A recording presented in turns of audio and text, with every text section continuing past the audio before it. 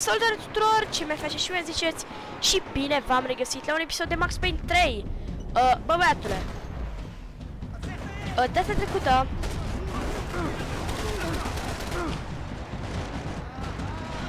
sunt aproape dead. Data trecută am salvat-o pe Giovanna și am venit aici. Nu știu unde suntem, tot în Sao Paulo, dar la marginea lui. Deja de aici sunt clădiri, nu mai sunt case, sunt blocuri. Și a condus cu autobuzul, a venit Pasos cu elicopterul să ne salveze. Aici sunt o groază de găinari.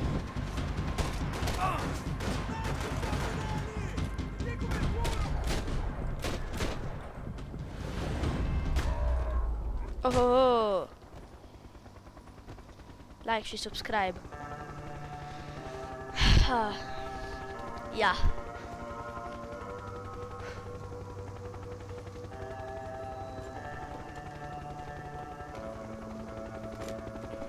I was just about to run to the roof when my savior and friend, the man whose unborn child I had just killed for, decided to leave without me.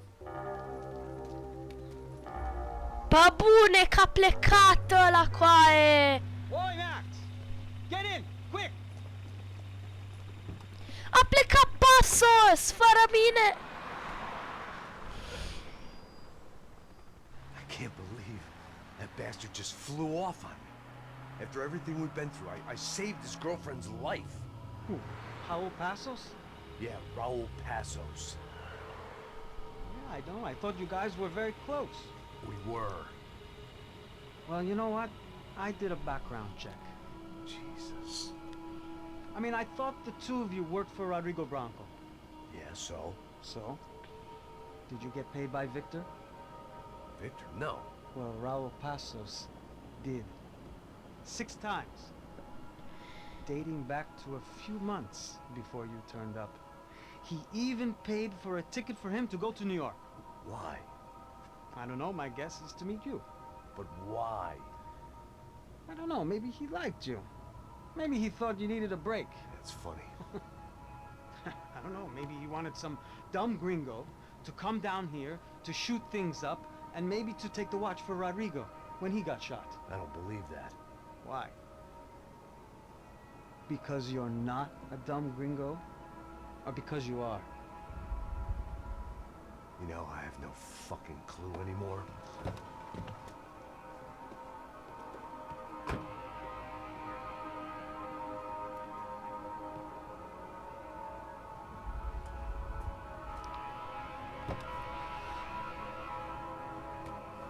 Și-a bătut joc.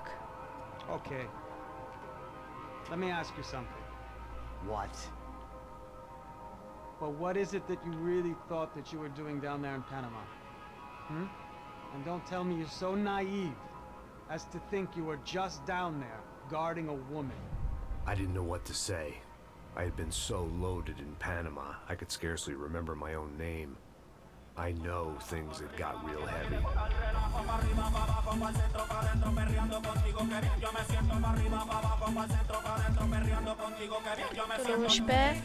N-am citit. Panama had been my second job with Pasos. The Asta first e had been trădător! easy. Money for banging waitresses at some fancy wedding in the Caribbean. This seemed like another easy gig. It was the middle of the day, and like any self-respecting idiot, I was half cut. Ne-a trădat Pasos. Deci, pe Max nu l-a plătit Victor pentru ce, că ne-am bătut cu ea, și pe Pasos l-a plătit de multe ori, de 6 ori. Și acum a și plecat fără noi cu elicopterul. Gen... Ești prost! Drunk and tanned and listening to house music. Most of them have Ne-a plastic trădat surgery. Panama ăsta, Pasos. I guess it is kind of like Jersey, huh? That's very funny, Max. Hey, soldier. Sauge! Oh. Piși pe tine. I gotta quit drinking so much. give myself serious liver damage. Yeah, big deal. You can always get a new one. Relax. I hope you're not drinking on the job, gentlemen. Kidding, I hope you are. Just stay off the yayo, I don't have enough to share. I'm kidding again. Oh, Mikey. Even though we just met, I feel like we are good friends, you know? I feel like safe with you guys. Know that, like real safe. That's great. Yeah, and I love New York. The East Hamptons, do you know it? Not really. I spent my honeymoon in Montauk. Oh, where's that? It's just down the road. Whatever. Last time I was there, I got so wasted, I nearly shit myself. I didn't know you were married. Yeah, well, my wife passed away. Good. No, not good. Bad. Real bad. But good because now I can get you laid a lot. It is great to be single, hey? I love a woman. She's with another and she doesn't want to know it. Fuck her. I mean, could you believe that shit? Okay. Excuse me, I'm going to go to speak to Felipe. Felipe! You crazy crackhead, lay off the yayo, hey? Pasos. Walk with me. Yeah. What's the deal with this guy, eh? He's kind of stuck up. He's a good guy. Yeah, sure, tá bom, but have him smile a bit more, you know? Because life is good! Where's the truck? He's coming. Hey, soon. Pasos. I gotta go lay down. Okay.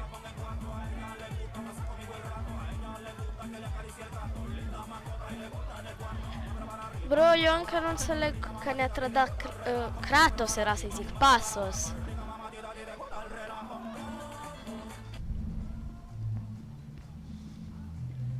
Ne-a dat trădarea, nebunul.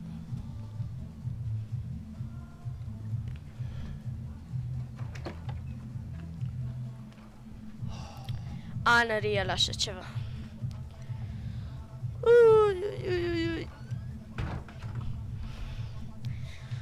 Deci asta este un flashback la când era Max cu ăștia, trebuia să-i apere în Panama. Că i-a zis tipul ăla că dacă nu îi se pare ciudat că în Panama a fost asaltat și, sau a trebuit să apere o femeie și a fost oi, și au venit gen mulți, pentru că mai țin minte capitolul ăsta și probabil că pe el vreau să-l omoare de la început.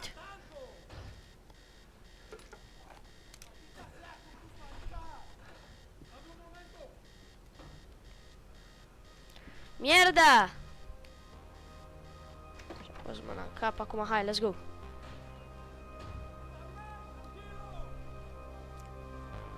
Let's go!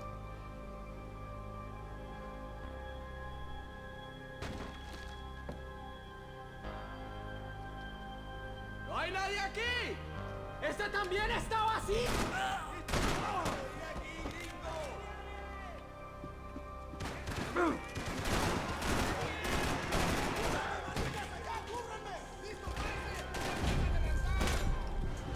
Joacă pe asta?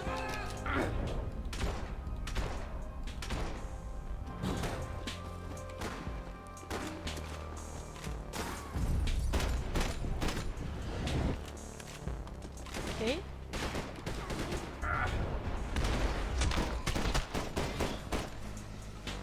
Ai. The dead guys looked like soldiers in one of those Central American guerrilla armies. Pirates with a manifesto. Psychos with a dream. That sort of bullshit. Disparos en la cubierta interior. Vete a ver qué pasa. Asegúrate de que los burros no derrochen municiones con los tripulantes. Todos los demás siguen buscando. It certainly wasn't the first time I'd woken up with a hangover, long after a party had turned sour.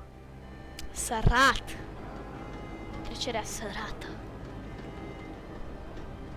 Salut, băieți. Ce vă aduce pe aici? The need to get out of the boat's hull and onto the upper deck as soon as possible was countered by the probability of running into another hijacker. I had to move carefully. Bani, femei Să mă omorâți pe mine? Probabil că da.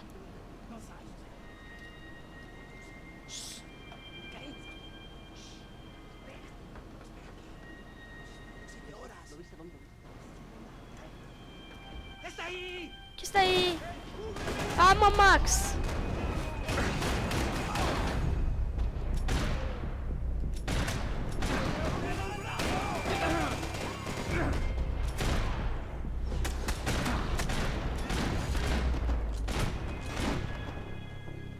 Băi, ai. Vreau să Fire zic că was sucking oxygen from the room. I didn't care if I got shot the second I got out of there. I needed one more gulp of fresh air before I died. Și It was like the need for a wake-up whiskey after a 2-day bender. unde-i? Aici! Ok, am descoperit în sfârșit.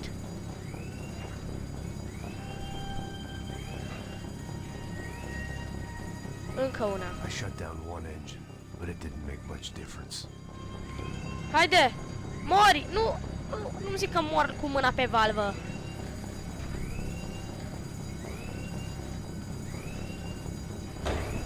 I could breathe again.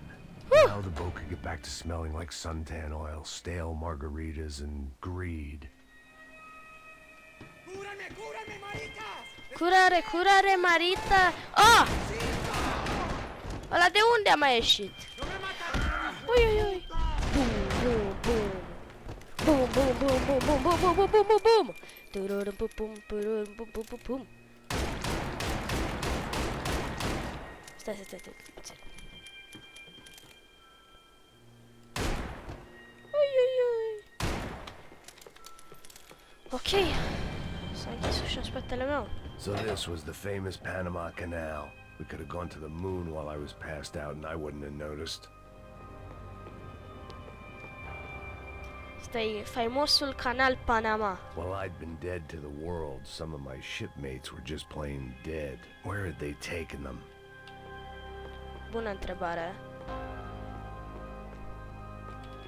Aici-i duș.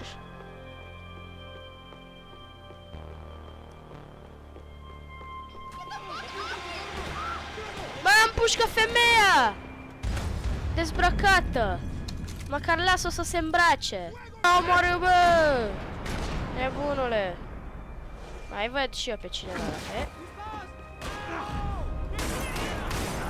Mai bine că ăștia n-au armură ca polițiștii aia nebuni.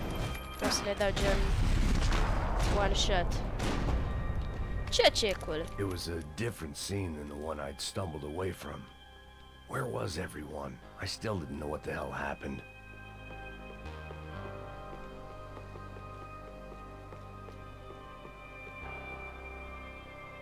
Well...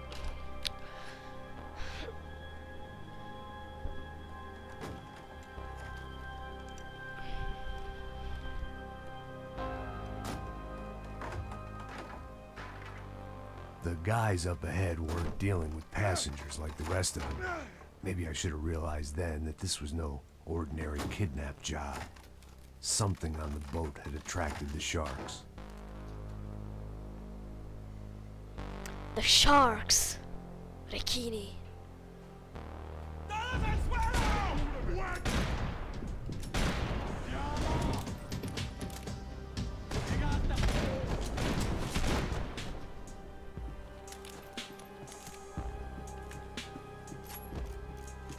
Toporul, ia toporul, bă! Așa tare ar fi să iau toporul, să mă duc să le tai capul. Îi decapitez cu toporișca. Ui, ce tare ar fi.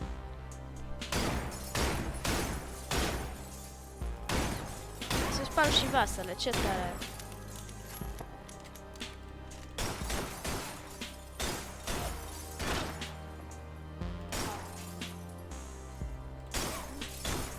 Gata. Asta a fost tot. Ăștia Whatever they were looking for appeared to be gone. căutau, minau după emeralde, diamante, netherite.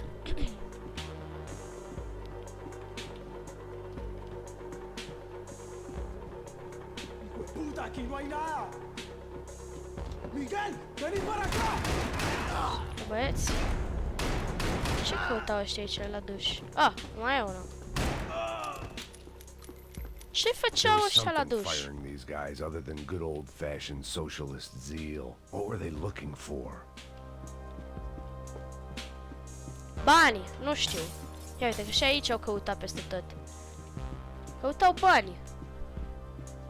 Ce poți să cauți mai mult într-un loc ca ăsta? Bani. Și femei, da, femei... Poate. Dar dacă le împușcă, nu cred.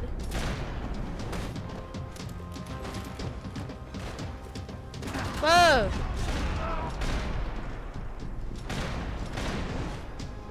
Vreau să văd aici peisajul. Să-ți bazi joc. Vence! Vincent! Ăștia au notat până aici, ce au făcut? E sigur că toți de pe marginea bărcii urcă pe barcă. Au notat, bă băieți! Nu vreau să-i dau picior în gură, vreau să-i fac șmecher. Îi dau și... I was on a ghost ship in a ghost canal. The whole thing creeped me the hell out. Put me the hell out. Păi probabil că ăștia au dat toți... nu rescue, au evacuat ca să rămân eu singur în vapor, ca ăștia să mă poată omoră, să mă lichideze frumos, nu știe nimeni. Bum, m-au lichidat, s-a terminat totul.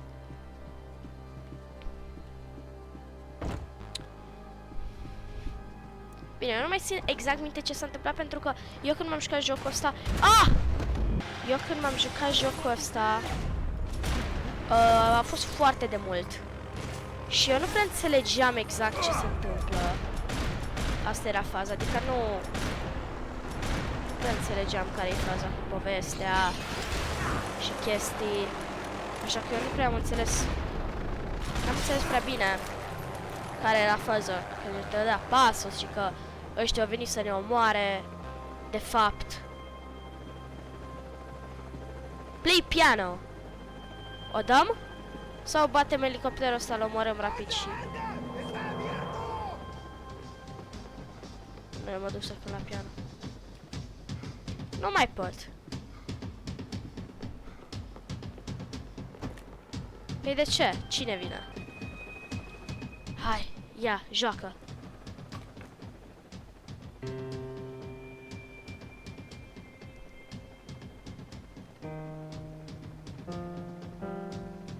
And the band played on. Bă, dar mai cântă, m-a pus două clape și a lăsat să cânte singur pianul.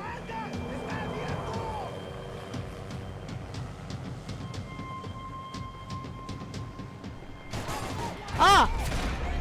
Ce faceți, mă, băieți, aici?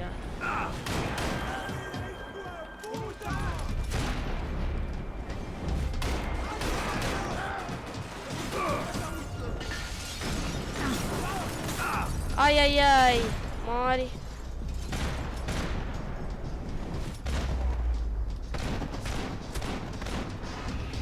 Take a load off. Ia uite-i. Ce nebuni. Nu se mai fac grațiile. Oh! Intră! M-a caftit. M-a tot...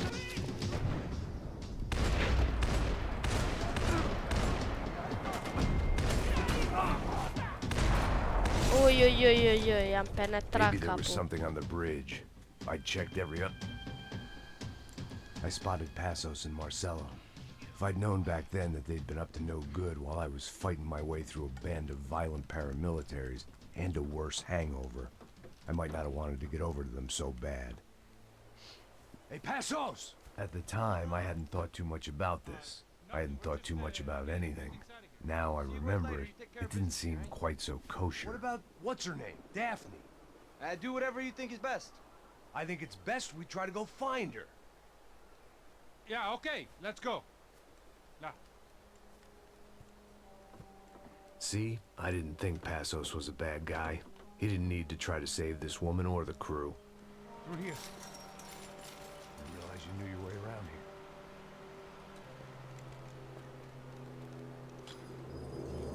Ia uite-i cu Using that zipline-ul. building to get across the canal.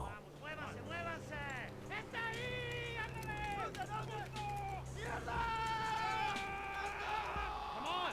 We're gonna get her, let's get her! Dar eu sunt pușcat, îți vai de capul meu. There was some Bagă-te equipment tu. in the truck next to me. It'd be a shame to see it go to waste. We're on the top floor!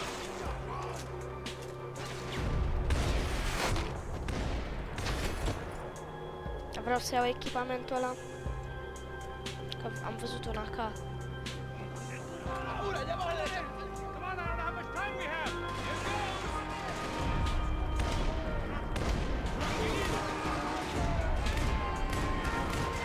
Arma asta nu e bună de la mid-range, dar...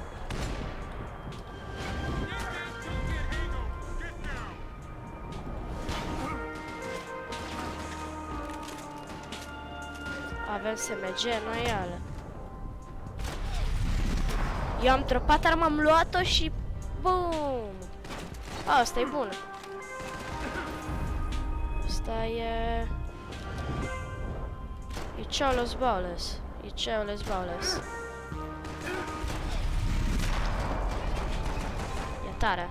Bă, iar au vrut să plece fără mine. Fără mine. Pasos cu Marcelo intrau în mașină.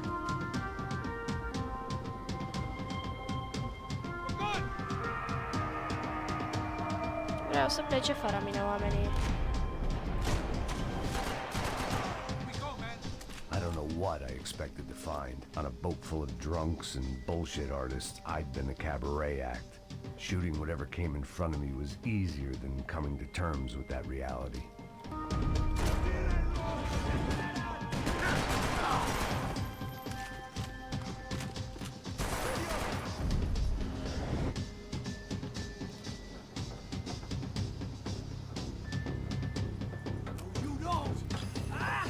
Am sărit după ele! Și...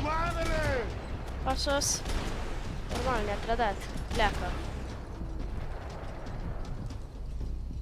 E dus. Gata. Nu! Nu i-am omorât chiar pe toți.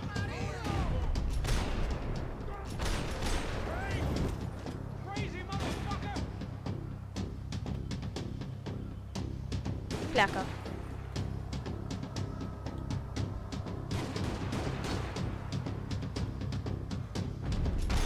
Ia uite-l pe ăla agățat. Vedeți? E agățat de zipline. E mort. Ia uite-l. Stă așa și e agățat. Ce trolege.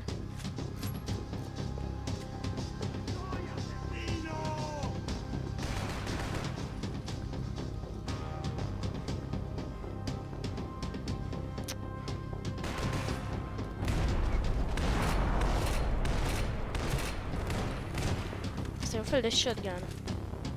Așa că...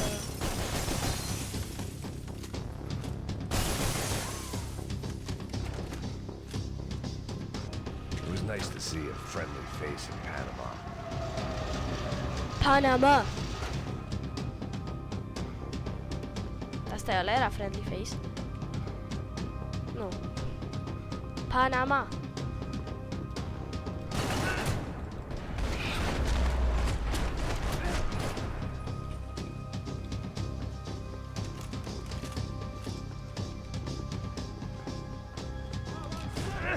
Oi, dar nu sunteți ca mulți. Adică, actually, era ideea lui Max să vină să salveze pe femeia aia. Trage unul, dar...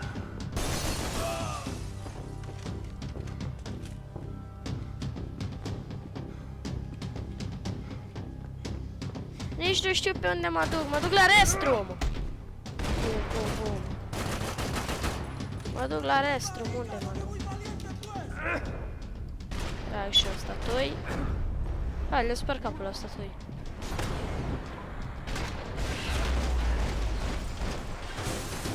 Nu!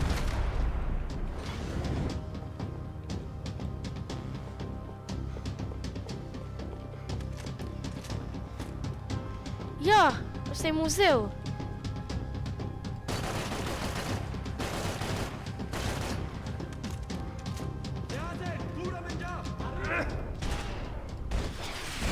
Nebunia. Mango. Ia-o pe asta. I Bun. blocked out all my questions. All I thought about was getting to Daphne Bernstein before it was too late. Cred că e deja too late. E too late, e GG. Ne-am chinuit degeaba. Ia uite. I-a lichidat pe toți. Jesus Christ. Jesus Christ. I-a adus, i-a băgat în groapă. Adică nu-i groapă, de a lichidat pe toți. Aia e fata. Cred că da. Ba nu.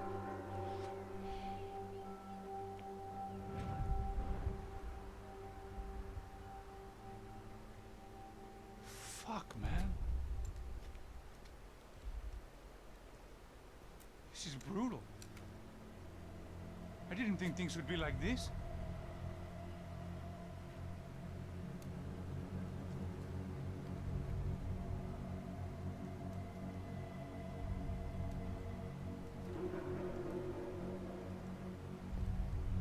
I should have jumped in that goddamn canal myself and swum my way back to New York.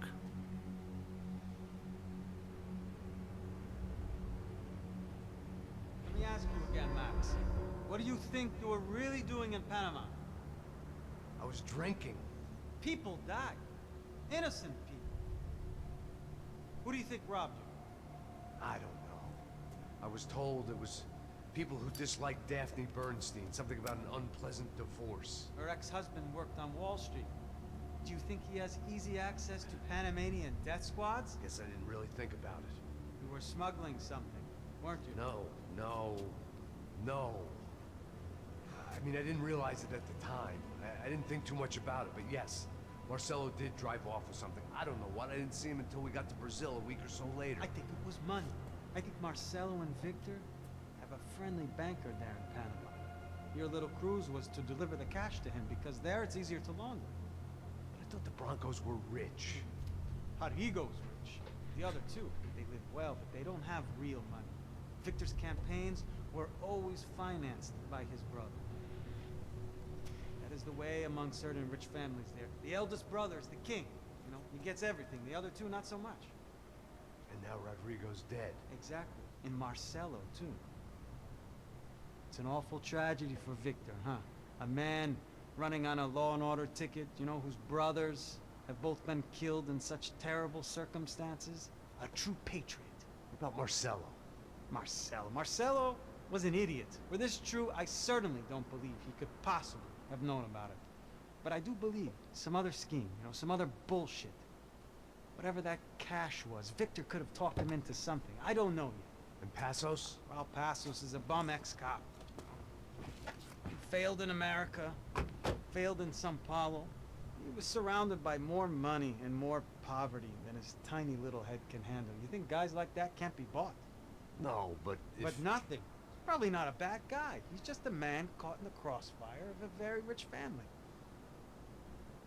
What about me? You. You're the fall guy. The American. Running around, acting like the action hero. Killing lots of people.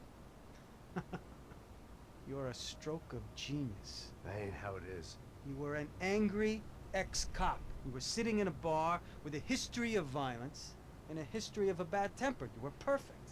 Me and Passos went to the academy together. Did you? I don't fucking know. Okay, let's take a drive, Max. Want to do some good? Want to get yourself killed in a good cause? Then I need you to check something out for me. What? That incident at the favela today. Now, some of my officers say a bus drove off some captives, They did, I saw it. but no captives were ever booked. They probably handed them off to the paramilitary death squads, the, Caixa Preto? Right. Who did? I don't know, the cops. The other cops. The cops who shoot on sight. The UFE. Right. Max, you see that building there? Imperial Palace Hotel? And that's what it says. people go in there in large groups under armed guard, but it isn't a police station, and no one comes out of there. Why don't you just go in and bust the joint? Get a warrant. I'm only a cop, Max. So you keep saying. Time to find out what was going on here. I didn't fancy booking myself in the presidential suite, so went looking for the basement. Well, we're off to a good start. Capitolul 12. I wasn't too excited about the acoustics in this place. A couple of gunshots would sound like I'd walked in here with a goddamn marching band. Sticla. Ce bea? Și-a făcut... It wasn't pretty, but I guess none of what was about to happen was gonna be. Și-a făcut supresor, bă, Max, e puiuiui. E It was the legendă. question I kept on asking myself. How could I have been so blind? I was convinced the Broncos had gotten the wrong man for the job, but maybe De Silva was right. I was the stooge. The bad joke everybody got but me. E prea tare, Max, să-și face supresor din orice. Ok, zici că e John Wick. Bun, e un fel de John Wick, doar că făcut de Rockstar. Ok, vom încheia aici acest episod, mai avem 3 capitole, cu tot cu cel la care suntem acum, pentru că jocul are 14 capitole, noi suntem la capitolul 12. Ok, credeam că suntem la 13. Suntem la capitolul 12. Mai avem 3 capitole. Eu zic că 2-3 episoade, pentru că capitolul ăsta știu că e destul de lung, așa că capitolul ăsta îl facem într-un episod jumate. Deci, eu zic că în 2-3 episoade terminăm seria. Ok. Vă mulțumesc că ați uitat, eu am fost Dragoș, v-am lăsat.